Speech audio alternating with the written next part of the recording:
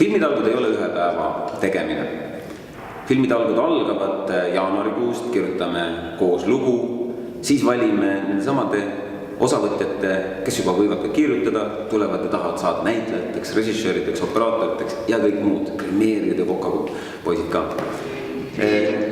Aprill-mai valime neid inimesi välja, juuni-juuli ehitame ilusad suured dekoratsioonid üle Eesti laiali, augustikuus käime ja võtame kõik need ilusad dekoratsioonid ja ilusad stseenid ja filmid ülesse, filmisseenid, ja september-oktoober monteerime kokku ja novembris teeme ühise vinge suure esilinastuse. Ja siis ta veel ilmselt on kinodes ka.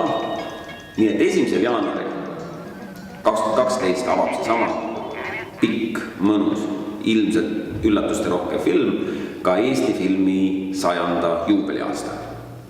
Meiega kaasalöömiseks ei ole vaja tulla Tallinnasse. Filmitalgud toimuvad üle terve Eesti. Nii nagu internet ei ole ühes kohas kinni, ehk siis stsenaariumi kirjutamine toimub interneti põhiselt küll, aga me käime koolitustega kõik maakonnad läbi.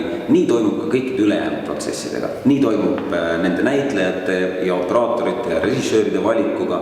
Nii toimub see ka kõikide dekoratsioonide ehitamisega. Igasse maakonda tuleb üks dekoratsioon. Nii et see on ka nüüd meie enda kirjutamise asjal, et mida me sellest maakonnast kusagilt näiteks välja toome.